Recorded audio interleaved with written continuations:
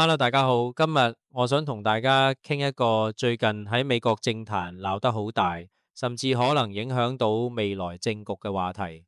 聯邦調查局 FBI 最近針對明州嘅大規模欺詐案採取咗行動，甚至連 FBI 局長卡夏帕特爾 Kash Patel 都喺 X 上面發咗一份語氣非常重嘅聲明。而家大家最關注嘅問題得一個，州長蒂姆沃爾茨 Tim Walz 仲可以撐幾耐？佢幾時會被起訴？呢件事唔單止係一單普通嘅貪污案，佢背後涉及到嘅金額、系統性嘅腐敗，仲有嗰種明知有錯都唔管嘅政治邏輯，真係聽完都覺得離譜。首先，我哋睇下呢單案到底有幾大。根據來源，FBI 已經摧毀咗一單涉及2.5億美元嘅欺詐案。呢筆錢原本係新冠期間用嚟幫弱勢兒童買嘢食嘅聯邦食品資金，點知呢個叫餵養我哋未來 Feeding Our Future 嘅網絡，竟然利用假供應商、空殼公司嚟大規模洗錢。目前已經有78人被起訴，57人定罪，甚至仲有人想用現金賄賂陪審員。但係最令人震驚嘅係2.5億可能只係冰山一角。有消息指成個明州嘅欺詐金額可能高達90億美元。呢啲全部都係納稅人辛辛苦苦賺翻嚟嘅血汗錢，原本應該去救助細路，而家去咗邊？最離譜嘅係一啲所謂嘅教育中心聲稱自己照顧緊100幾個小朋友，但傳媒去到現場發現早中晚都係空無一人。眾議院多數黨鞭湯姆愛默 Tom Emmer 仲踢爆，州政府竟然撥咗400萬美元俾一間連 learning 學習呢個字都拼錯嘅教育中心。呢種管理，你話沃爾茨作為州長完全唔知情，真係好難令人信服。你可能會問，咁大單嘢，點解州政府唔一早收網？來源入邊提到一個好關鍵嘅原因，選票。喺明尼蘇達州，索馬里裔選民係民主黨非常重要嘅基本盤，喺某啲選區甚至有決定性嘅力量。如果你去查呢啲機構，斷佢哋財路，你面對嘅唔止係行政問題，而係會流失大量選票。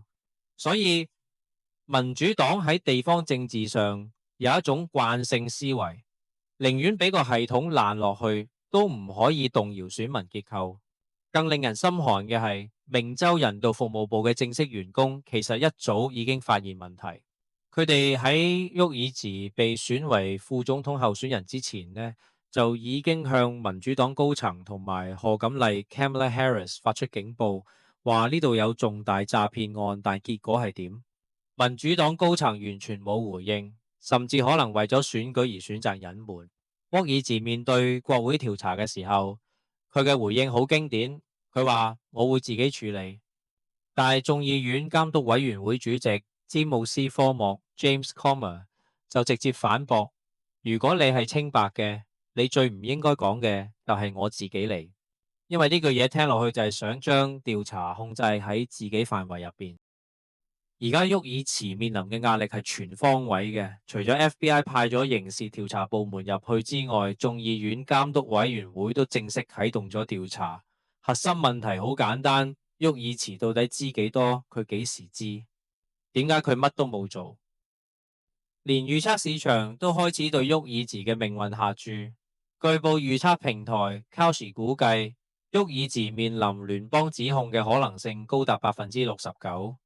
當一個政治人物被市場預期有咁高機率被起訴，佢嘅政治信用其實已經出現咗結構性嘅崩塌。正如來源所講，雖然州長唔會第一日就被起訴，但佢嘅政治根基已經鬆動。當聯邦調查全面展開，啲資金流向、內部電郵、撥款審批鏈條全部被翻出嚟嘅時候，沃爾茨就唔係解釋我有冇直接參與咁簡單，而係要解釋點解你作為州長會選擇性失明，冇盡到最基本嘅監管責任。呢件事其實反映咗一個更深層次嘅問題，美國嘅福利系統到底被濫用到咩程度？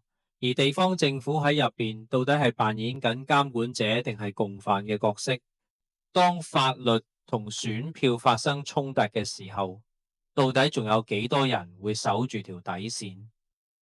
州長沃爾茨而家就好似一個水庫嘅管理員，當水庫啲水即係納稅人嘅錢俾人打橫嚟抽走，甚至連水管都俾人鋸斷埋，佢唔係去修補，而係因為怕得罪啲偷水嘅大戶選民，選擇匿埋喺辦公室話我處理緊。